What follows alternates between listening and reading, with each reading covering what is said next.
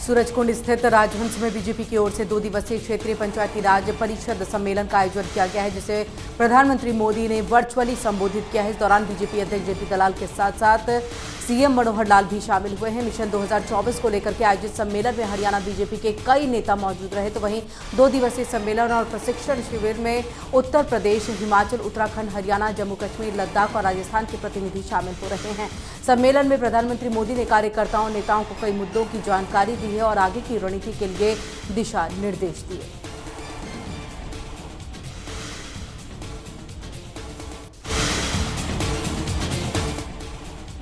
फरीदाबाद में हरियाणा के कैबिनेट मंत्री मूलचंद शर्मा ने मिशन इंद्रधनुष के तहत टीकाकरण अभियान की शुरुआत की है। इस अभियान के तहत 5 साल तक के बच्चों को और गर्भवती महिलाओं को टीकाकरण किया जाएगा। कैबिनेट मंत्री मूलचंद शर्मा ने कहा है कि मिशन इंद्रधनुष के तहत फरीदाबाद में 5 साल तक के करीब 4000 बच्चों का टीकाकरण किया जाएगा। उन्होंने ये भी कहा है कि इस अभियान के तहत टीकाकरण का सारा डाटा सरकार के यूविन पोर्टल पर अपलोड होगा।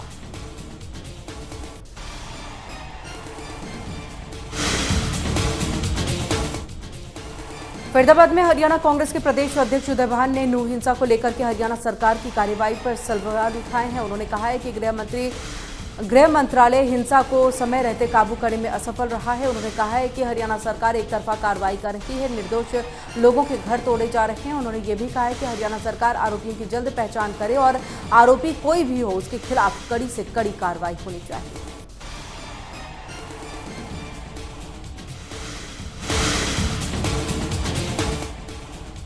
पृथला विधानसभा के नवादा गांव में विधायक नयनपाल रावत ने 39 लाख रुपए की लागत से बनने वाली सड़क और अन्य विकास कार्यों का शिलान्यास किया है। इस मौके पर उन्होंने ग्रामीणों की समस्या भी सुनी और उन्हें मांगों को जल्द पूरा करने का आश्वासन दिया है। इस मौके पर विधायक नयनपाल रावत ने कहा है कि विकास कार्यों को भी जल्द ही पूरा कर लिया जाएगा और इसके लिए अधिकारियों को दिशा निर्देश दे दिए गए हैं। गाँव में सड़कों और नालियों का निर्माण होने के बाद लोगों को जलभराव जैसी अनेक समस्याओं से निजात मिलेगी।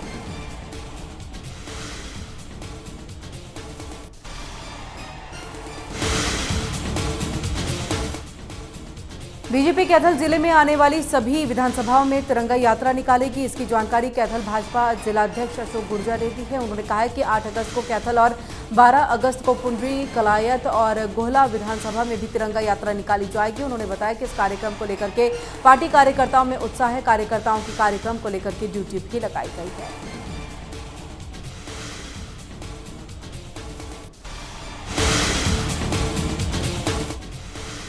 करनाल में सीईटी मेंस की 56 कैटेगरी की परीक्षा का समापन हो गया है। परीक्षा के लिए जिले भर में 34 केंद्र बनाए गए थे, जहां पर 9,950 छात्र परीक्षा देने के लिए पहुंचे थे। परीक्षा के सफल आयोजन के लिए प्रशासन की ओर से सभी तैयारियां पूरी गई थी और हरियाणा के अलग अलग शहरों में अभ्यर्थी इस परीक्षा में शामिल होने के लिए पहुंचे थे।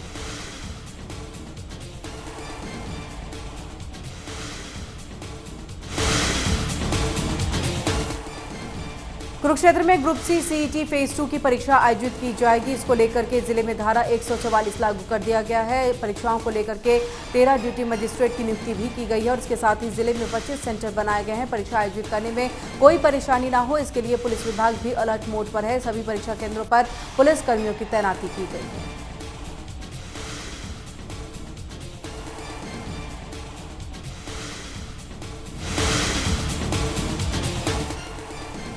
हरियाणा सरकार ने 1 लाख से नीचे वार्षिक आय वाले परिवारों को 20 रुपए प्रति लीटर के हिसाब से 2 लीटर सरसों का तेल देने का निर्णय लिया है। ये योजना केवल गुलाबी कार्ड धारकों के लिए है, जिनकी आय 1 लाख रुपए वार्षिक से भी कम है और इसको लेकर के अन्य बीपीएल कार्ड धारक परेशान है। उन्होंने सरकार से अपील की है कि उन्हें भी इसी दर में सरसों का तेल मिलना चाहिए। हालांकि अधिकारियों का कहना है कि ये सरकार की योजना है और इसी योजना के मुताबिक तेल दिया जाएगा।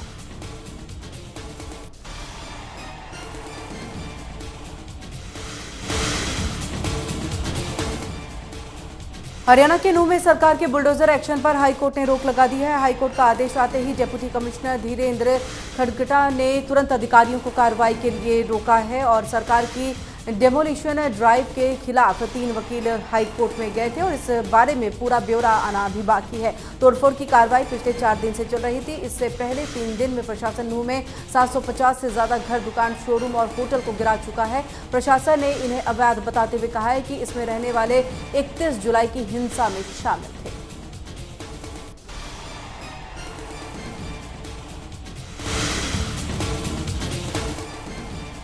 नूह में हिंसा के बाद से अब हालात सामान्य हो रहे हैं। लोगों की रोजमर्रा की जिंदगी पटरी पर लौटने लगी है। बीते 3 से 4 दिनों में यहां शांति है। हालांकि अभी कर्फ्यू लगा हुआ है, लेकिन जिला मजिस्ट्रेट ने आदेश जारी कर कर्फ्यू में 4 घंटे की ढील देने की बात कही है। इस दौरान लोगों को रोजमर्रा की चीजें खरीदने की भी छूट होगी और इसके साथ ही बैंक और एटीएम को भी खोला गया है।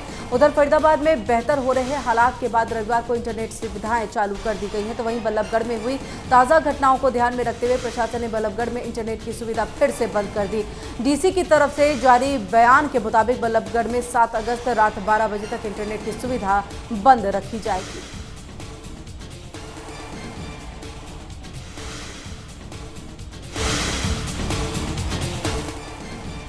चरखी दादरी में इंदिरा नहर में डूबने से 2 भाइयों की मौत हो गई है। बताया जा रहा है कि दोनों भाई घर के किसी काम से नहर के रास्ते घर जा रहे थे।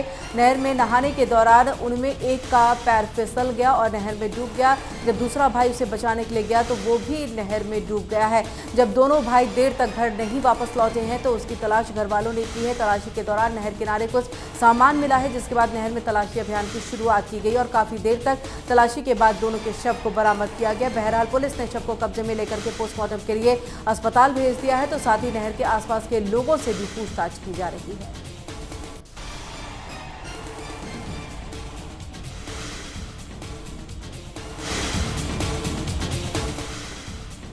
यमुनानगर में युवक की हत्या मामले में कार्रवाई करते हुए आरोपी को गिरफ्तार कर लिया गया है। पुलिस जांच के दौरान सामने आया है कि युवक की हत्या का आरोपी कोई और नहीं, उसी का दोस्त है।